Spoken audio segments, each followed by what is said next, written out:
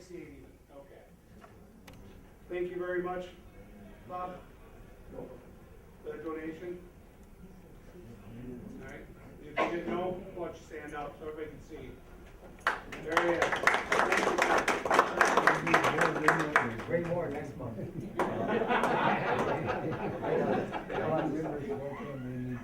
All right. And now, our presentation tonight, Ryan Zunker.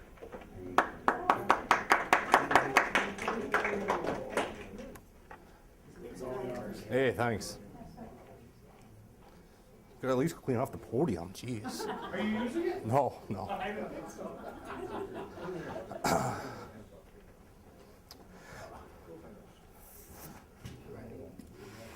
All right, now I got a place to lean, all right. All right, so tonight I decided that I'll talk about artillery during the Civil War. That's a picture of a reenactment from Wyatt's Battery, the group that I belong to, and a 3-inch Ordnance Rifle. So, the American Civil War has been called the last of ancient wars and the first of modern wars. What you're looking there is a Whitworth rifle. It's actually a breech-loading gun invented over in England. It was used by the Confederates during the Civil War, and one of the most accurate weapons for field artillery during the Civil War. The Civil War artillery breaks down into 4 different types. That being first a field, so it's light and easy to maneuver over difficult terrain. The second would be mountain. It's easily broken down and can be transported on horseback. Then moving up to siege and garrison, it's heavy, but still it can be moved. It cannot keep up with an army. It needs to be broken down for a day and then put on carriages to transport, but it still can be moved. Then the fourth type is seacoast. That is the heavy ones. That's your 300-pounders, your Rodmans, your 10-inch bores.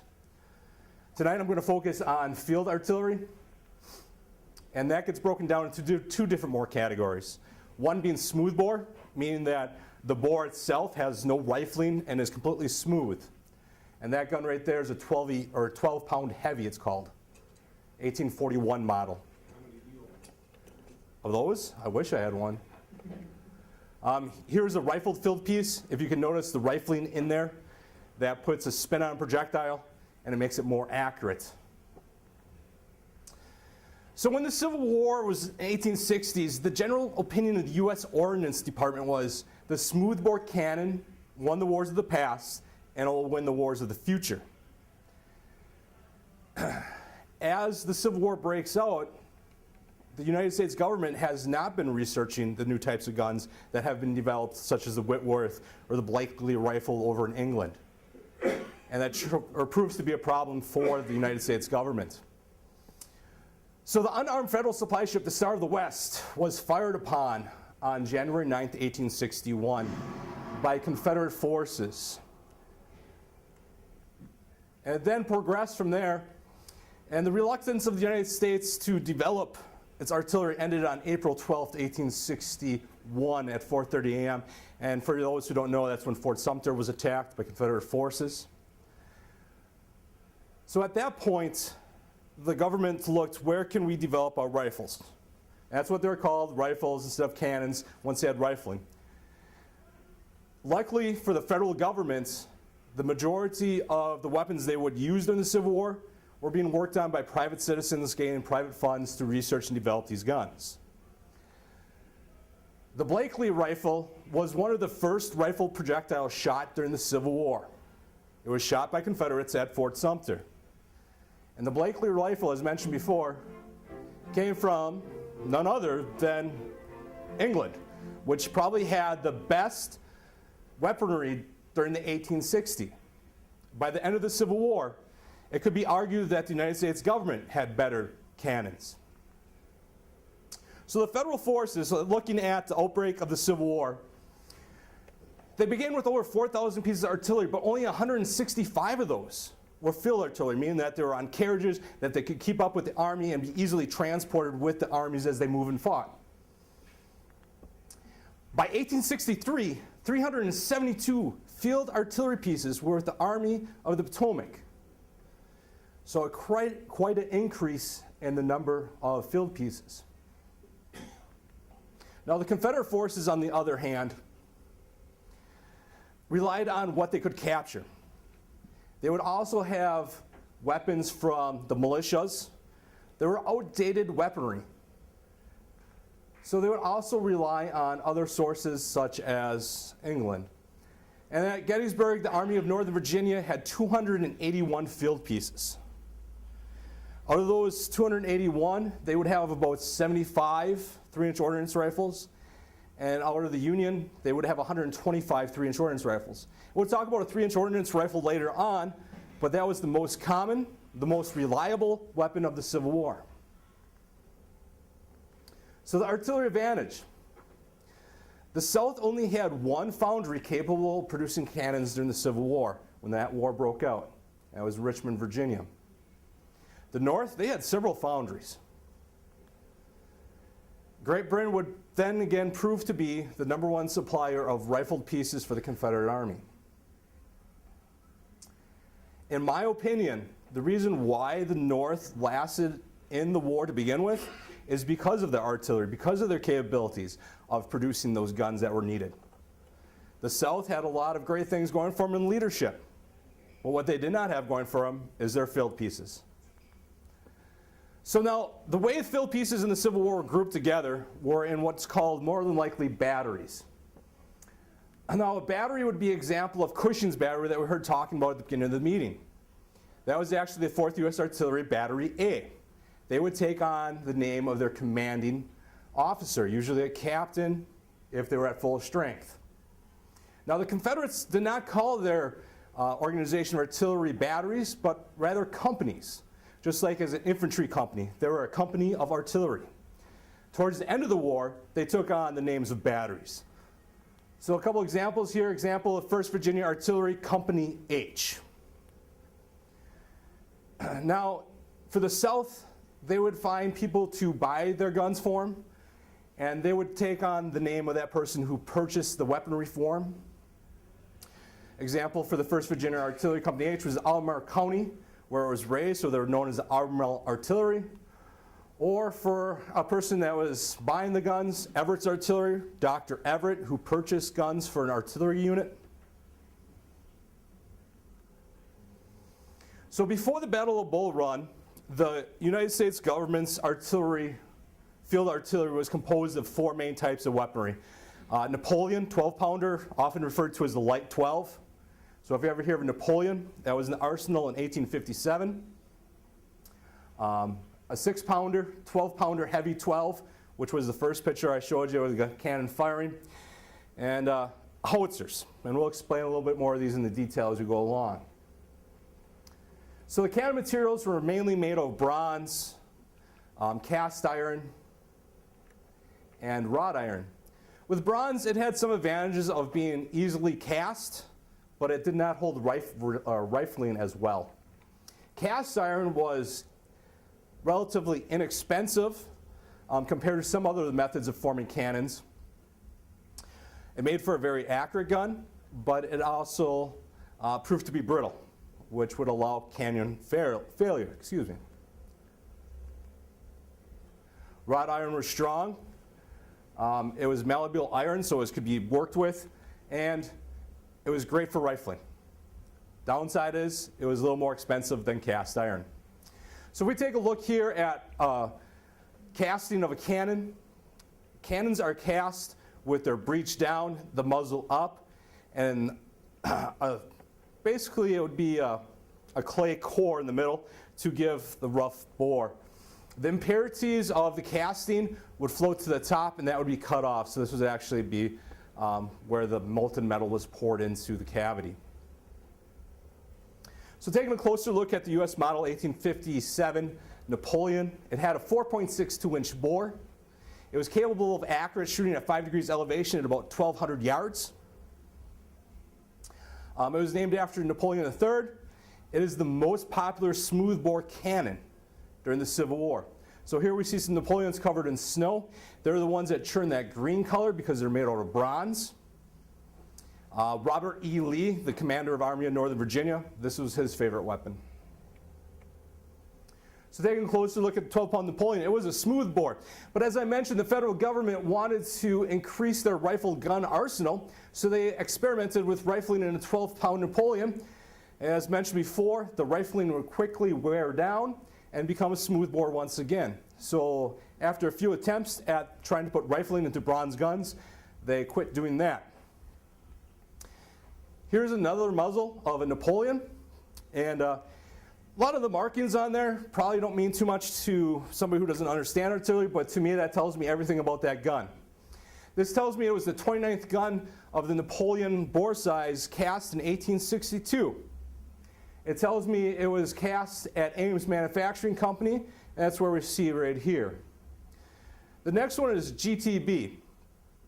That's going to tell me who inspected that gun. And this was inspected by George Thatcher Block, and he inspected weaponry from 1851 until 1865. This final number here is not a serial number. It is what that barrel weighs. It is the weight of that barrel. So it could weigh from 1215, it could weigh 1225, and all different amounts depending on how that casting went. Here are the Confederate versions of a 12-pound Napoleon. The Confederates wanted to reduce the amount of material into the gun, so they eliminated the muzzle swell, it's called. So at the end of the muzzle, it's straight, where the Union Napoleons would flare out. Also, because bronze was hard material to get for the Confederates, they made a cast version of the Napoleon. Right there is the cast Napoleon. If it looks similar to what I'll show you later as a Parrot, it is true because it has a reinforcing band on the back side. That is to help prevent that cannon from exploding. So it's always a bonus when your cannon doesn't explode. When I say the term howitzers, it gets a bad rap because a lot of people think of mountain howitzers. They associate a howitzer with a mountain howitzer. And that's not true. It is on the same size carriage as other cannons during the Civil War. It has a shorter barrel, but it has the same bore diameter as a 12-pound Napoleon, the 4.62-inch bore. It's an anti-personnel weapon, and it's not very good at long ranges. The chamber is smaller than the bore. So if we take a look at this picture here, it has that 4.62-inch bore, as I mentioned, but the chamber where the powder goes is a lot smaller. This allowed it to shoot a large projectile, not in terms of distance, but in case of canister, anti-personnel.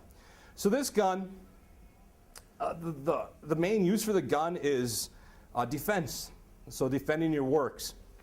One of the key orders after 1863 and July 3rd of that year, once Pickett's charge failed, the first order after they realized that charge failed was the captains in the artillery ordered all of the howitzers in the Army of Northern Virginia to be brought forth. Why was that? Because they wanted an anti-personnel weapon to hold their line, if you will, because they thought the Union was going to attack them. So as that charge failed, the first Confederate order in 1863 was to bring up that howitzer.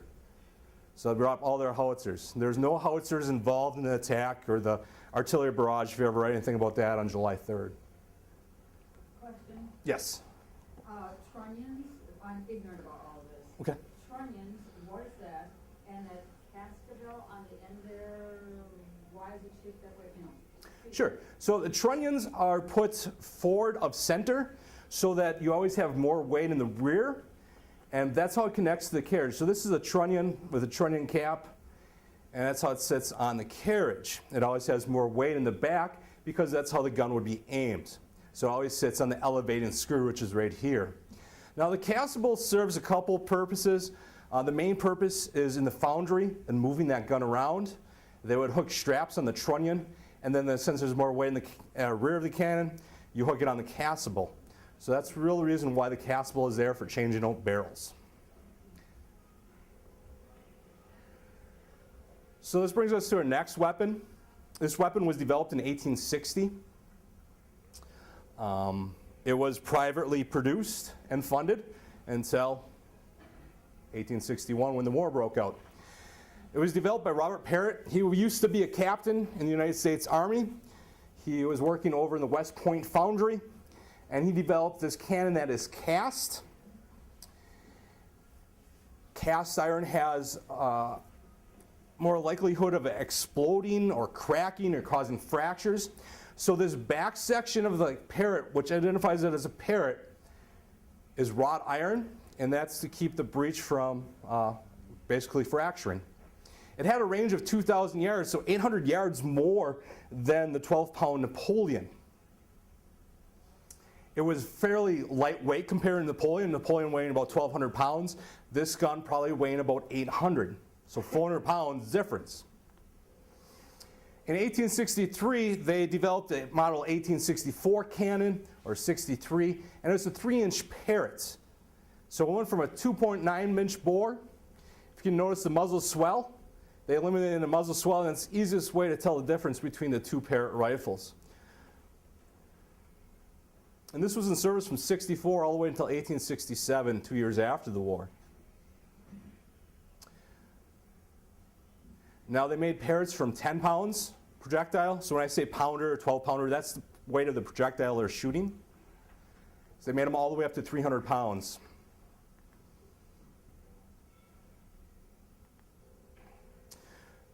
One of my favorite weapons is, of course, the 3-inch Ordnance Rifle. This is one that we reenact with as our unit. It was invented by John Griffin in 1861. This technology was so new that at the Battle of Bull Run, only 2 of these cannons existed during that time frame. Majority, 99% of all 3-inch Ordnance Rifles were made in Phoenix Ironworks. And at Gettysburg, there's 150 Union ones and 75 Confederate. This was a Union cannon.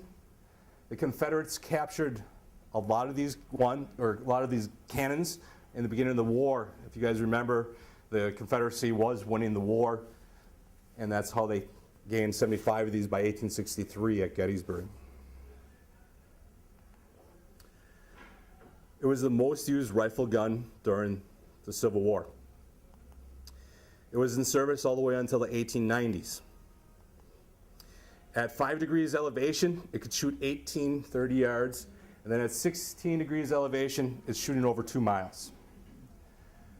If they could see it with this gun, they could hit it. At 1,000 yards with this gun, the first round would be the marking round. After that, the second round should get into a bedroom window at 1,000 yards. The Civil War artillery was not used spotters. They did not have forward observers. If they saw something, they could engage that target. This costed more than the Parrot rifle to produce. One of the reasons why this artillery was so accurate was the development of what's called the pendulum Hawse.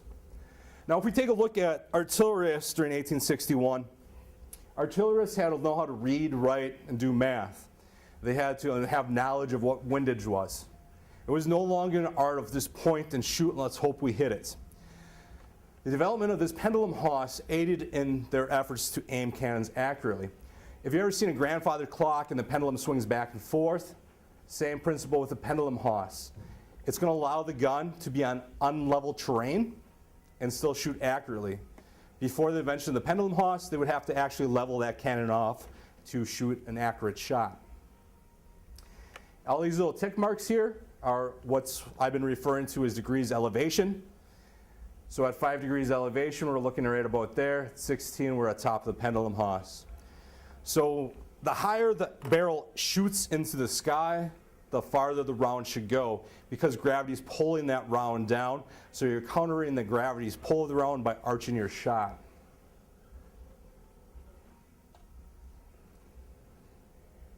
So this is a limber.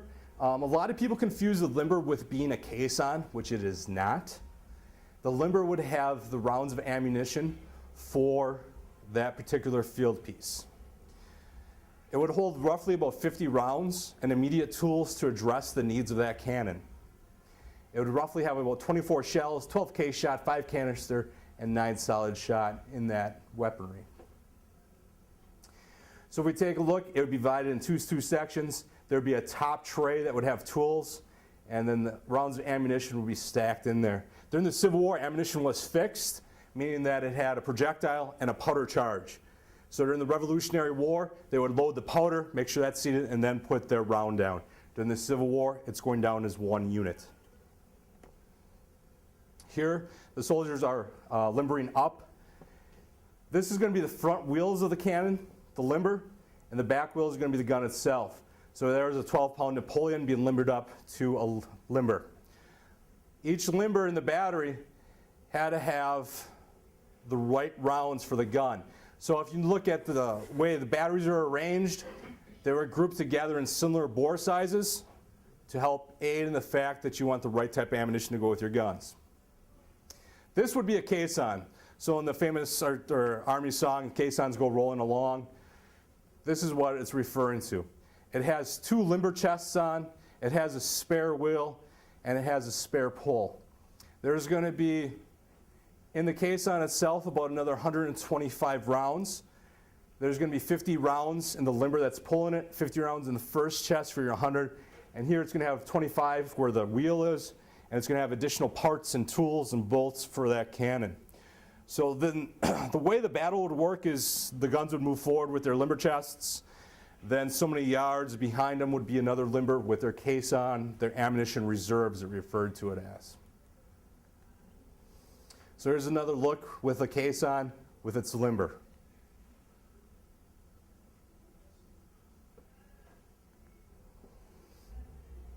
Each battery, so a battery consisted of about 6 guns. It could be all the way down to 2 guns with the Confederate Army by the end of the war, or all the way up to 8 guns. But typically the Union Army tried to keep their batteries at 6 guns. The traveling forge would be 1 per battery. The artificers would be attached to the battery. That was their role. Artificer means a person that works on the guns. So you'd have a blacksmith, and then you have a few artificers to help the blacksmith, and they're in charge of keeping that gun rolling along. Also with the battery, you would see battery wagons. Each gun would have battery wagon, and again, with the forge and the battery wagon, it is pulled with a limber. The battery wagon would be further behind the caissons. This would have all the tents for the soldiers in that battery. They would have additional food supply for their horses. On the back here, they would have all their camp life possessions in the battery wagon. So as I mentioned, the ammunition was fixed. So here is the linen bag with a powder charge. And there's 4 types of artillery rounds during the Civil War for field artillery. The first one being solid shot, and it is just what it claims to be. It's solid. It will not explode. It will not burst.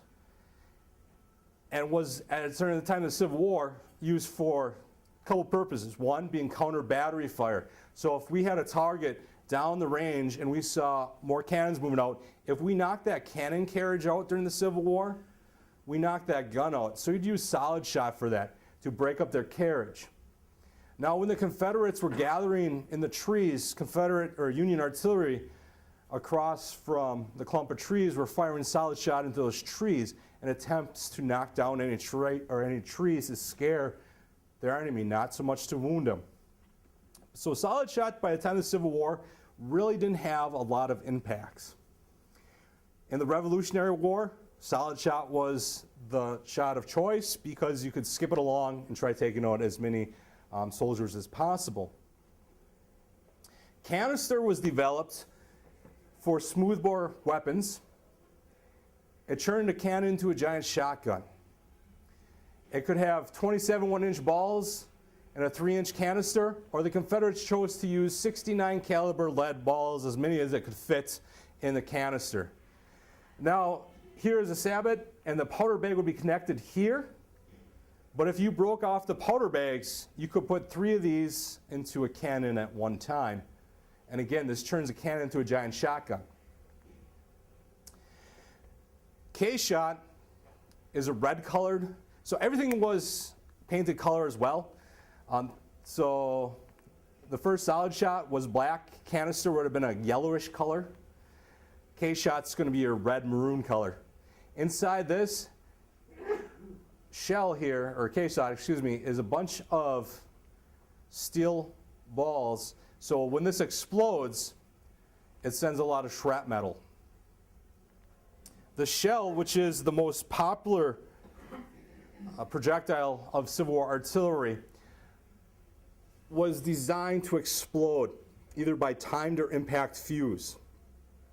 So timed fuse, seconds of flight, it would burst in the air. Impact would have to hit something before it exploded.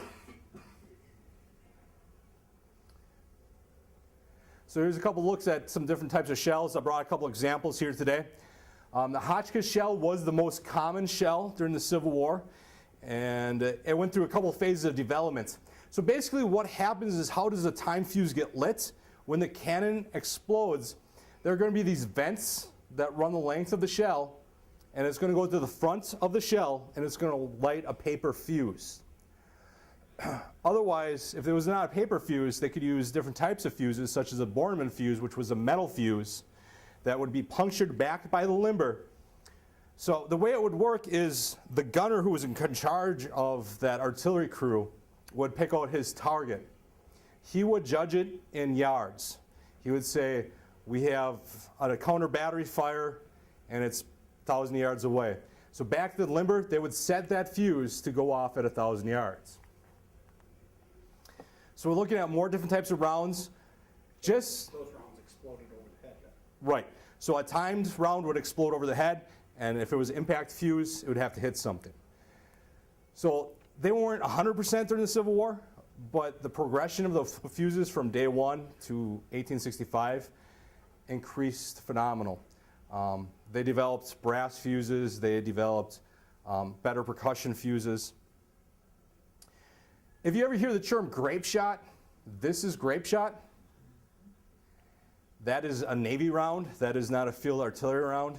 So if they ever fired small rounds, it would be the canister with the small balls inside. Again, this is shell, or excuse me, Kshot, and this is shell up here. Shell having more shrapnel in it. So you're saying they did not use a grape shot? The Navy did, The Navy used a grape but not field artillery. Anything that traveled with the Army, they did not have grape shot. They would have canister. So a couple different types of rounds in this page. Excuse me. Here's your Hotchkiss rounds, the most common ones in the Civil War. The ones with the twist are Whitworth rounds from England. You have Confederates copying, of course, any type of rounds. So that's a Bornemann fuse. Basically what would happen is that fuse would get punched. So this one's punched at 2.5 seconds. So at 2.5 seconds of flight, that round should explode. Depending on how far you want it, you change out your Bornemann fuses. Same thing with paper fuses. They're all the same length, but they're all designed to burn at different rates. So you could have a 5-second fuse, you could have a 35-second fuse. So here's our paper fuse. It's inserted into the top of the shell. If you can see these lines here, you can cut off seconds on a fuse. So as the targets got closer, you had less seconds of flight. Targets further away, you had more seconds of flight. How would it go in a second? Per second? I'm not quite sure the velocity coming off there. You said for 2 seconds, how far would get far enough away from the gun itself? In 2 seconds, you're probably at, I'd say, 600 to 800 yards away from that gun already. And how long, you said different size of fuses, how long did it take them to make it to the correct size? So if you think about it, here's an actual fuse.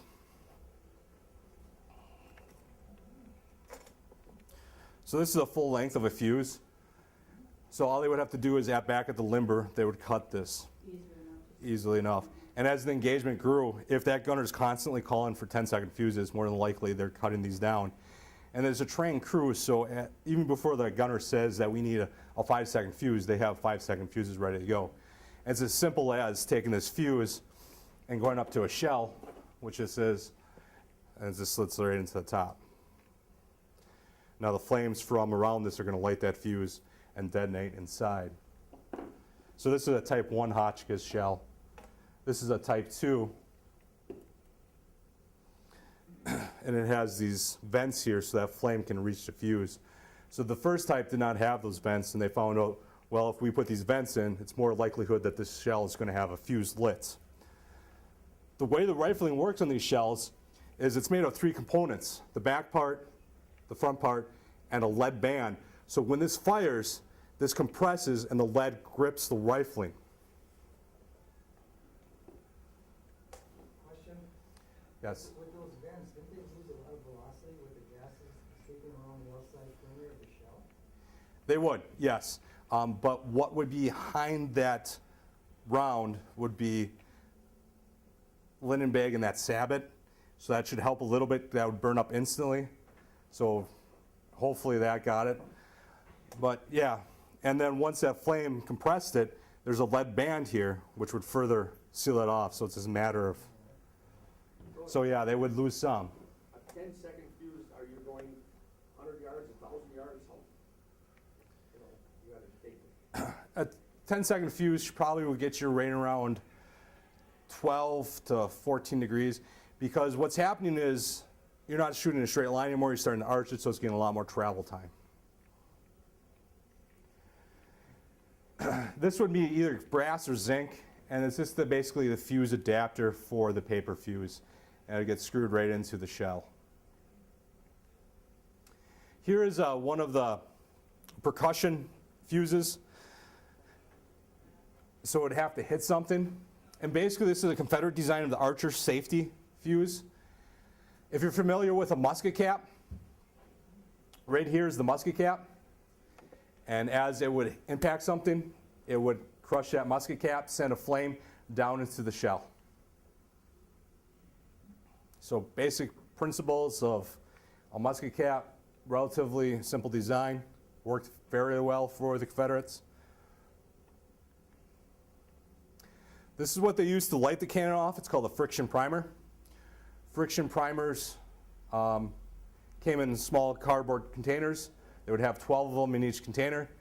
Basically, it would have black powder, a friction compound. When this ring is pulled, it creates flame and shoots it down into the cannon barrel, and it will light off the charge. They're about, yeah, they're about 2 inches or so. No, they're about 1/8 inch round. No, this was a great invention during the Civil War. It allowed the cannons now to shoot in rain. Before that, they would have a lint stack. It would be a burning rope, so it would make a great target for snipers. And like I said, it could not be shot when it was raining out. So the friction primer eliminated the lint stack.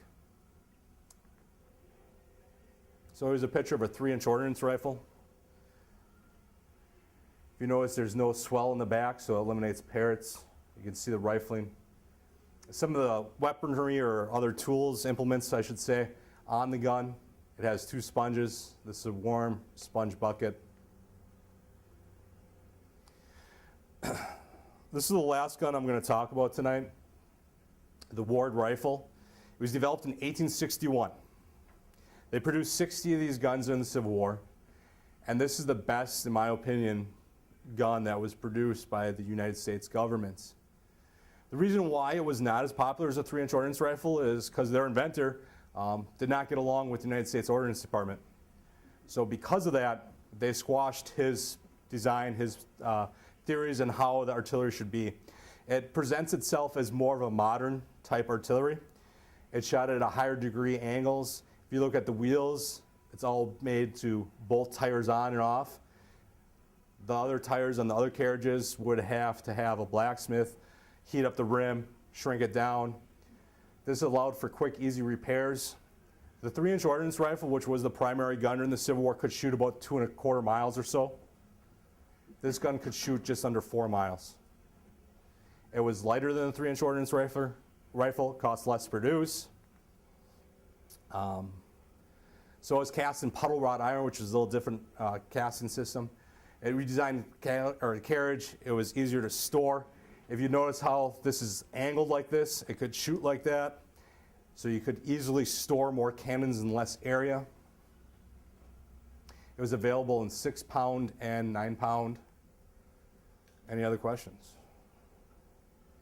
Yes? Let's say a 3-inch diameter ball, how many pounds would that be? Can you give us? Sure. So if I had a solid shot up here of a 3-inch ordnance rifle round, it would be 10 pounds. A Parrot would be 10 pounds. The 4.62-inch ball would be 12 pounds. The 3.57-inch ball for the 6-pounder would be 6 pounds. I've got some paper fuses, and they are stepped Yep. and different colors. The steps are each different colors? No, I think they're the same color on each one. But So in the beginning of the war, a lot of times the fuse packs themselves would have like a light blue color, a yellow, and that was for different types of seconds. So that could be, and also depend on what arsenal is making it. So, yes. We're going through the responsibilities of a cannon crew with a muzzle order. Sure. So we got a picture here. Before you hit that, I got another for you too. In the earlier construction picture, you showed that the back cap was welding. What did they use for welding? They didn't have the. Yeah, they're not firing up a Miller welder and welding it up. They would actually have to forge weld if that's the welding process, but their welding process for that is basically what they did with the Parrot rifle to weld that on there. All that was done is they cast the tube itself, and then they heated up that rod iron, and that expands it. So then they cooled from the inside, so they'd slide this cannon barrel on, and they would dump water into the bore, and that would allow the cannon barrel to cool, so it'd slide into that hot ring, which was expanded, and then it'd cool it all down and shrink it together. So to go over the cannon positions, let's see if we have a better picture. So here is a crew at work on a gun.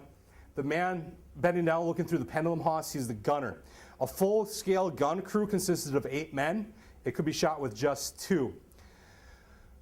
So in the far right corner of the gun, so in the far right, it'd be right here. This would be your number 1 man. He would be in charge of ramming the round home. Across for that would be a number 2 man. His whole job was to put the round into the muzzle. Number 3 man would stand right here where this officer is and attend the vents, which was right back here. He was the safety man of that gun. He was in charge of making sure that once number 1 sponged that muzzle, he could put out any flames in that gun. Number 4 man, he was the man who had the friction primer and the lanyard. A lanyard is nothing more than a rope and a handle connected with a hook. So basically here's a lanyard. The friction primer would go onto this hook. The reason why it's on a lanyard is because that cannon, when it shoots, is going to roll back its own length and up about a foot in the air. The gunner would be further back. There'd be a number 5 man, which would be by the limber. He would bring the rounds up. Then 6 and 7 man would be in charge of making sure the fuses are set and getting the right type of ammunition that was called for, whether it would be a shell or Kshot. Like kind of in a nutshell.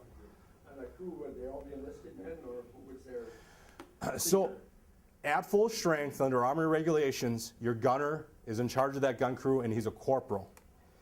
Now further back, you'd have what's a sergeant called the chief of the piece, and he's in charge of monitoring the rounds and when to bring forth artillery reserves. A battery would be consisted of 6 guns. It should have a captain. Then the battery is broken down into 2 gun sections. So you have right section, center section, and left section. Each one of those would be commanded by an officer. There'd be 1 first sergeant. He'd be in charge of all the enlisted men in that whole unit. Yeah, Lori. You talked about rifling, and again, ignorant about this. When we saw the rifle barrel, there were just pieces of metal. How do those pieces of metal make a shot spin? Was there just straight pieces of metal? So those pieces of metal, as they go down, they actually twist. They do. So when that round comes up, it compresses, engages that rifle, and it starts spinning out. So as the metal goes inside, we couldn't see it, but it was Right. twisted back. Mm-hmm. Yeah. In battle, after a while, when all those cannons were fired, there would be such a smoke and such a gray smoke, you couldn't hardly see anything, and you heard all these booming all the time. How did you make sure that your cannon went off, that you didn't go to work and reload it and make sure that you were reloading another shell into the shell that wasn't there? it went backwards. Yeah, if the gun goes backwards, it'll be like, but number 1 and 2 men, all they're looking at, so those are the guys in front of the gun. They're the ones that put the round in. They're constantly looking at that muzzle. Have you ever heard the term jumping the gun? That was the whole phrase from the Civil War, is that I went in there before that gun went off or too soon. So the 1 and 2 men are looking directly at that muzzle, making sure their gun is going off. 4-man is always looking at the gunner. Now the gunner could go wherever he needed. As you said, there was smoke. So if there was smoke in this location, the gunner could go all the far away to the right, because he needed to see where his rounds were going for his gun. So as the combination of 1 and 2 looking at the muzzle, the gunner's constantly observing his piece. So that's where they kind of kept an eye on things. What's the procedure for clearing a weapon if it doesn't go off? More than likely, during the Civil War, if that gun is not fireable, they would take that whole barrel off. You could do a couple processes to it. Battle, of course, you're going to try firing that. You could hot flash it, it's called, by putting more powder down the vents, putting a friction primer. They would fire it multiple times to try getting that off. But if they could not get it to go off, they would actually change out barrels, bring a new barrel up, or bring that whole carriage back and let the arsenals deal with it. You got those contact fuses and the time fuse. Do you use a special rammer on the contact fuse, or was that for breech loaders? So the rammers, if we would look at the end of the rammer, it would be a wooden, the same size as the bore, and it would actually be hollowed out in the middle, and that was so that nothing would come in contact with that fuse. So if it was a paper fuse, they didn't want to ram that down, and of course, if it was a percussion cap fuse, they did not want to make contact with that shell. What about these shells? Was the powder in them, in their limber, or did they put the powder in the shell for the, you know, with the fuse would ignite? Right. So there's actually a cap inside of here, just a cover, if you will, and this shell from the arsenal would come filled with black powder, and that's what would aid in an explosion. Same thing with the Kshot.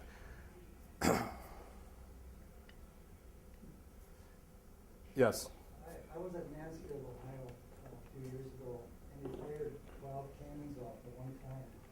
6 of them were on opposite sides of the battlefield, and it was a fairly big congregation, and you couldn't see. You couldn't see. We were kind of behind the 6 cannons. You couldn't see if there was an approaching enemy coming at you. You couldn't see it. Mm-hmm. And how did they set up their targeting and their sights at something you can't see when there's solid smoke in the air? It was solid smoke. When it's solid smoke, I mean, the best they can do is last known position, what direction were the target moving in, and they would just have to calibrate and guess and walk that round where they needed to go. As if the gunner could move to some place, if those 6 guns were stalemate and he could go to the side so you could get your far section, right or left section firing. A lot of times you hear commands in the Civil War, fire by section from the right. So what that allowed to do is fire 2 guns. The smoke would clear, and then you could fire 2 guns and work your way down. So by the time you got back to your other guns, hopefully you had some clearness, or they could fire by the piece and work their way all the way down. But of course, as the battle progressed, you're not going to see too much of anything.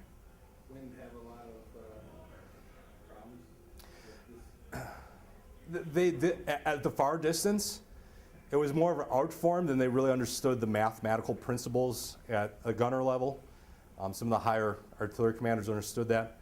But yeah, they would have to play windage if they were shooting something pretty far away. I mean, if we were firing a round at 2 miles, you got to figure in windage. And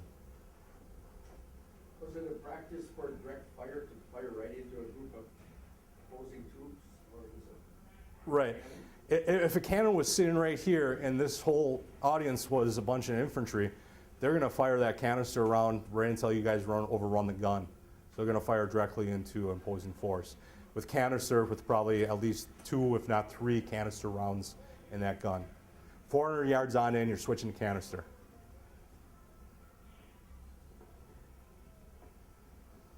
Have you been at any big reenactments? 150th at Gettysburg. The biggest reenactment I've been to is the 135th at Gettysburg.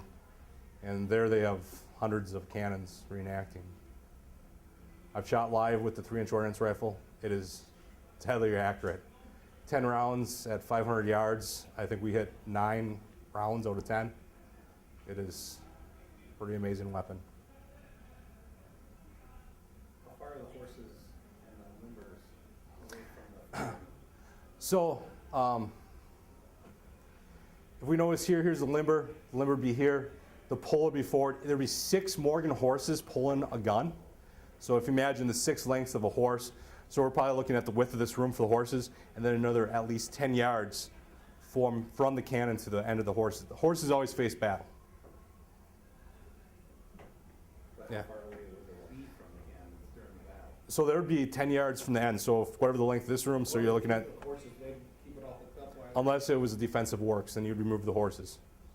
But so you're looking at 10 to 20 yards.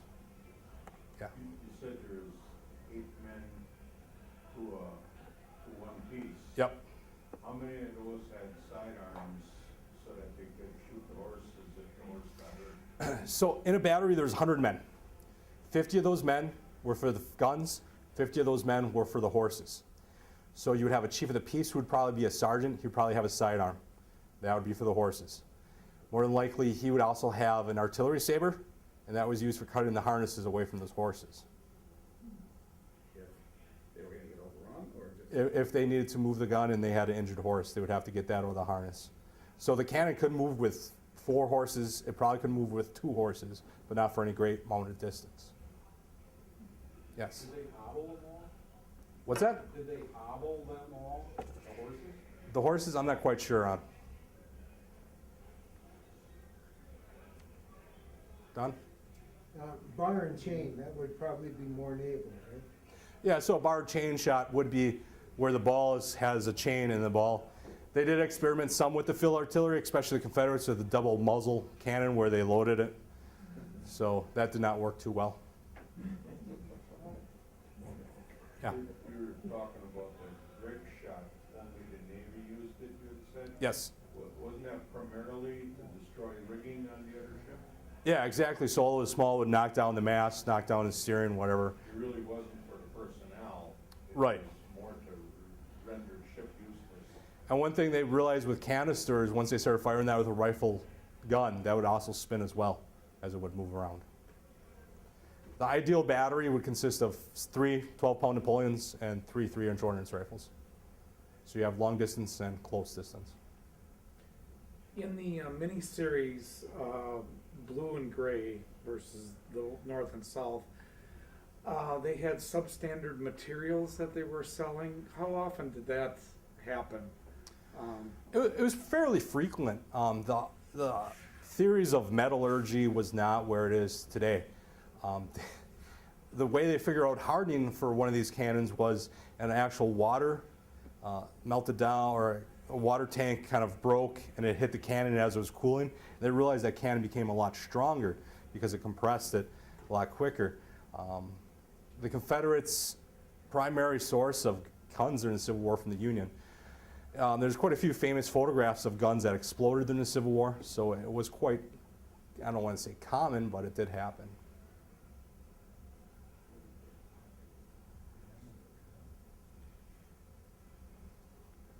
Anything else? Did they have instruction manuals? Yes, so if you can imagine, the pride of an area would be raising an artillery regiment. And so these were just directly school kids, they were college professors, they were blacksmiths at home, they were farmers. So they learned how to use an artillery piece from a manual. There's quite a few different types of manual. Major General John Gibbons actually wrote one of the better Union manuals for the Union Army. And the Confederates, of course, has copied stuff that was already written.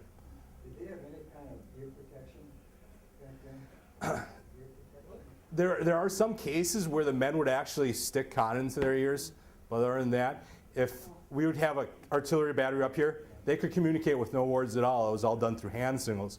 If we wanted the cannon to come to the ready, 2 hands would go up, and then the gunner would keep one hand, and then you just drop it when you wanted that gun to fire.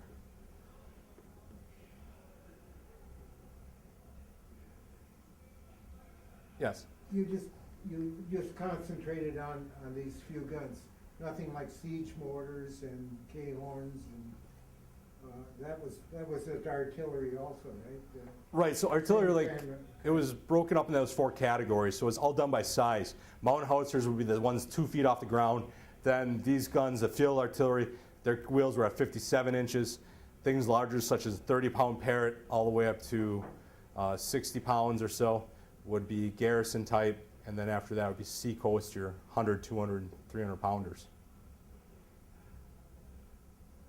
those, what they mounted on a railroad car, they call those the big Berthas, or what did they call them? Swamp Angel. Swamp Angel, yeah. Swamp Angel. The Bertha, I think, is from World War I. Yeah, they had they were different, more of a mortar, right?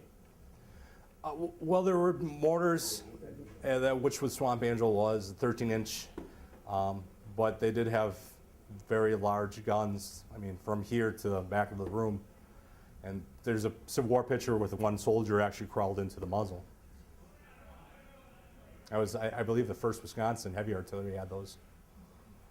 Wouldn't knock it off the train track. What's that? You firing one of those off the train, it wouldn't. That was more in World War I. That they could use them for transporting, but they would have to set them up. Those large guns didn't move.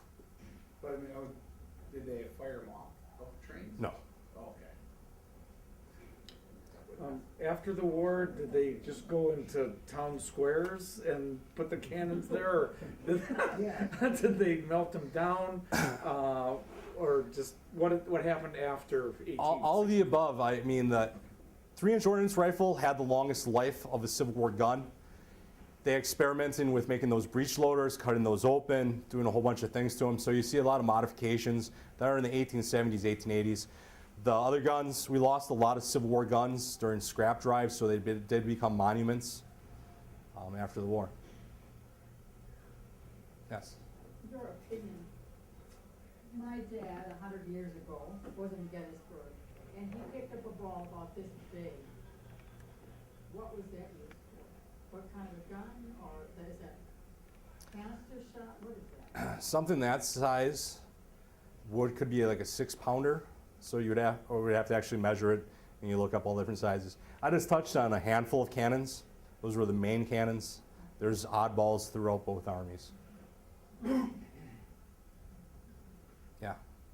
That you were talking about the percussion shot that they shot up in the air above the soldiers, enemy soldiers. A lot of that percussion, wouldn't that actually kill a soldier just from the compression or whatever in the air? Sure, that could cause blunt force trauma inside the human body, which would actually cause heart failure or internal bleeding, something like that. I mean, he wasn't even hit, but just It's the boom. quite possible, yep.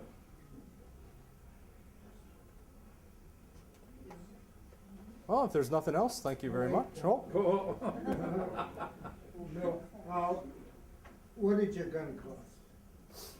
The 3-inch Ordnance Rifle reproduction. The one you had, yeah. So the tube alone right now will cost you $10,000. Okay, I remember going to Rosewood Cemetery in Chicago, and the guards from the prison camp there, around their whole area, I don't know how many cannons were stuck into the ground, cemented into the ground, and I was thinking that'd have to be a tremendous price if those things were, like you say, $10,000. And that's for a reproduction. I mean, if you're looking at original cannon, you're talking $200,000 just for the tube. And I think about that every time I go to Union Park and I look at that 6-pounder there sitting there.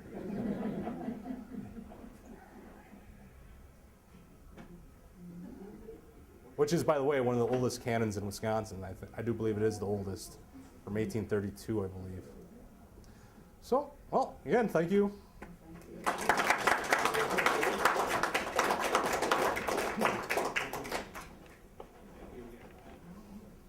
Okay, next month, Robert Girardi. He did a presentation for us before, if you remember, the General Bull Nelson, the murder. He'll be coming up next month, so what's that, second Monday of which date? 9th. The first is on Sunday. So that's the 9th? Okay. So January 9th, we're looking at Robert Girardi coming up. He's a homicide detective out of Chicago.